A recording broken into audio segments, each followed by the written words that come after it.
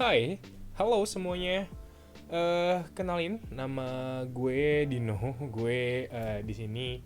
Jadi pada video kali ini itu gue mau cerita nih tentang pengalaman gue bekerja sebagai AI engineer selama 3 bulan belakangan ini nih. Jadi gue tau beberapa hari lalu, kalau nggak salah kemarin ya, gue buat voting di Instagram gue. Gue bilang kalau gue mau cerita tentang pengalaman gue bekerja sebagai AI engineer selama 3 bulan, mau ada yang dengerin gak? Ternyata ada beberapa yang mau dengerin, walaupun ada beberapa juga nih yang ngisi votingnya dengan gak dulu deh. Ya udah ya, nggak apa-apa. Karena gue buat video ini buat teman-teman yang mau dengerin, yang karena siapa tahu ada beberapa dari kalian nih yang kepengen juga jadi AI engineer dan mungkin masih belum tahu atau punya bayangan kira-kira kerjanya kayak gimana sih gitu. Jadi ya gue tuh udah kurang lebih 3 bulan belakangan ini gue kerja sebagai AI engineer. Terus gue dalam video ini gue akan nyeritain apa aja sih yang gue lakuin dan bedanya apa dengan pekerjaan-pekerjaan AI lainnya kayak data engineer atau mungkin data scientist atau data analis, atau teman-teman pernah dengar yang namanya ML Ops atau ML engineer. Apa sih bedanya kayak gitu. Jadi eh gue mulai dari perbedaan dulu kali ya. Jadi nanti mungkin karena kalau gue udah ngomongin perbedaannya nanti lo semua mungkin akan tahu apa yang gue kerjain gitu. Kita mulai dari perbedaan dulu. Itu apa sih bedanya pekerjaan gue sama pekerjaan AI di luar yang lain gitu, kayak data engineer mungkin, atau data scientist, data analis gitu kan, atau machine learning engineer atau ML ops kayak gitu. Apa sih bedanya gitu kan. Nah, mungkin sebelum kita bahas kebedaannya, kita coba cari tahu atau kita coba jelasin pengertiannya dulu ya. Kalau data engineer itu kan sebenarnya adalah dia tuh kayak seorang, dia tuh role yang ngurusin ke infrastruktur datanya sih kayak gitu. Dia tuh kebanyakan ngurusin tentang buat pipeline, ngurusin data warehouse, lakuin ETL. Kalau teman-teman tahu ETL, extract, transform, load, itu data engineer gitu. Nah, sedangkan kalau data analis itu dia tuh sebenarnya uh, dia tuh kayak nganalisis data, kayak kita punya data nih ya, terus pasti data tuh ada trennya gitu, dianalisis kenapa sih tren itu bisa tren itu bisa terjadi gitu kan. Itu terus disajikan dalam bentuk dashboard, biasanya pakai sebuah tools business intelligence kayak Power BI atau Tableau dan lain-lain. Itu data analis tuh. Nah, kalau data scientist itu adalah yang uh, buat model. Sebenarnya bukan buat model, tuh buat model tuh kayak kurang awam ya. Kalau data scientist itu dia tuh kayak, kalau data analis itu adalah kenapa suatu hal itu bisa terjadi. Jadi kita punya data gitu kan, terus kita bisa simpulin kenapa data tersebut tuh bisa ada atau bisa terjadi kayak gitu. Sedangkan kalau data scientist itu dia tuh fokusnya ke masa depan. Jadi kayak dari data ini kira-kira kita bisa memprediksi masa depan atau enggak kayak gitu biasanya sih data scientist, secara secara ini ya, secara apa, secara awamnya atau secara gampangnya kayak gitu. Lalu juga tadi ada lagi machine learning engineer. Kalau machine learning engineer itu sebenarnya dia itu lebih dekat ke masalah deployment atau ke operation. Biasanya machine learning engineer atau ML ops dia itu kayak lebih kayak ke software engineering tapi tetap ada ML-nya kayak gitu. Ya, karena yang diurusin adalah model-model machine learning atau model-model deep learning kalau misalkan machine learning engineer. Nah, terus gue nih AI engineer ngapain sih gitu kan. Sebenarnya AI engineer itu tuh lebih kayak ke full stack istilahnya.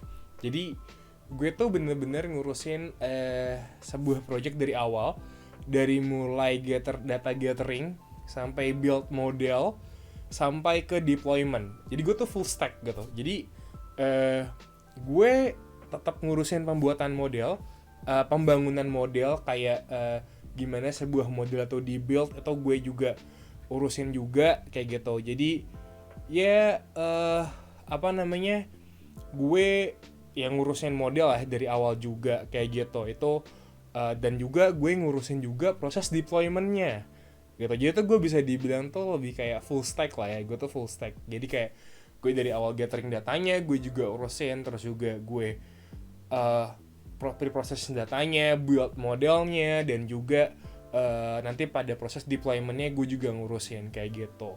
Itulah yang gue lakuin sebenarnya. Jadi gue build sebuah project AI dari awal, dari mulai mungkin gathering data dan lain-lain, dan build modelnya sampai ke akhir deployment. Kenapa namanya?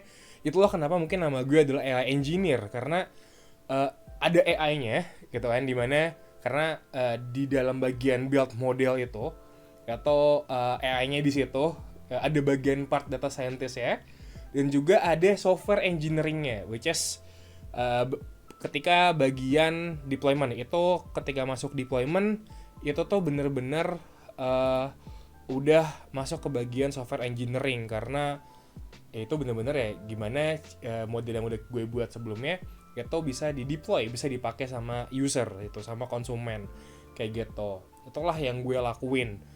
Jadi gue tuh full stack ya, dari mulai build modelnya sampai ke tahap deploymentnya kayak gitu. Nah terus tantangannya atau selama ini apa sih yang dirasain, atau seru nggak sih jadi engineer sebenarnya? Nah karena mungkin ini hal yang emang gue tuju ya, kayak emang ya gue pengennya di sini gitu, jadinya sebenarnya seru-seru aja gitu.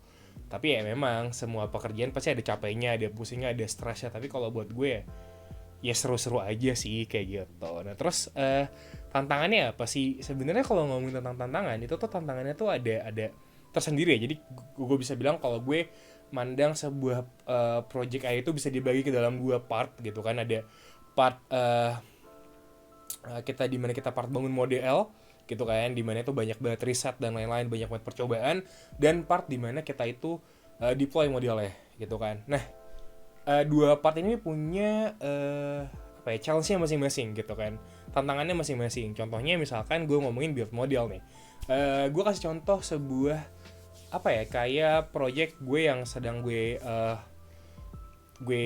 itu sekarang, misalkan proyek NLP berkaitan dengan sebuah dokumen, PDF dokumen gitu. Jadi kayak intinya berkaitan dengan PDF dokumen. Nah itu tantangan pada saat build model itu mungkin adalah ukuran dokumennya gitu kan, sebesar apa sih kayak gitu. Gimana kalau ketika model gue ngehandle dokumen yang gede banget, dokumen PDF yang mungkin halamannya banyak banget kayak buku misalkan kayak gitu. Itu tantangan juga tuh, gimana nanti apakah model gue tetap akan bekerja dengan apa namanya, dengan baik ketika model itu ketika dokumen itu gede banget kayak gitu. Itu tantangan juga kayak gitu. Terus juga tentang time execution, gimana misalkan kalau ngomong tentang misalkan, jadi ketika lo udah di industri nggak cuma tentang recall, presisi dan akurasi doang, tapi time execution juga diperhitungkan kayak gitu, latensi juga kayak gitu. Jadi itu juga jadi tantangan ketika proses model building. Nah terus ke tahap deployment ada lagi nih, pasti ada lagi challenge-nya. Itu beda tuh dari model building atau pembangunan model. Jadi ketika lo punya pembangunan model, ada sendiri challenge-nya. Begitu udah model udah jadi, udah siap nih, udah oke, masuk ke tahap deployment. Itu ada lagi tuh prosesnya. Contohnya misalkan gue kasih contoh, gue tuh ada sebuah project dimana tadi ya kayak question answering gitu. Jadi question answering based on dokumen. Jadi kayak lo bisa upload dokumen, setelah itu lo bisa nanya apa aja tentang dokumen tersebut kayak gitu. Itu tuh apa namanya, salah contohnya misalkan. Nah itu tuh tantangannya adalah ketika deployment adalah gimana caranya misalkan gue upload dokumen A dan temen gue upload dokumen B secara bersamaan kayak gitu. Itu tuh gimana caranya kalau gue ketika nanya tuh AI gue tetap ngebaca dengan dokumen yang lama gitu kan, dengan dokumen yang gue upload, dan ketika teman gue nanya, dia tuh ngebaca, AI-nya ngebaca dengan dokumen yang diupload. Jadi kayak gimana sih kayak gue tuh punya dua worker atau yang bekerja secara paralel tapi bisa ngebedain dokumennya kayak gitu. Itu masalah juga tuh ketika deployment kayak gitu. Jadi mungkin perlu engineering side-nya lah. Jadi kayak perlu entah ditambahin apakah load balancer dan lain-lain kayak gitu.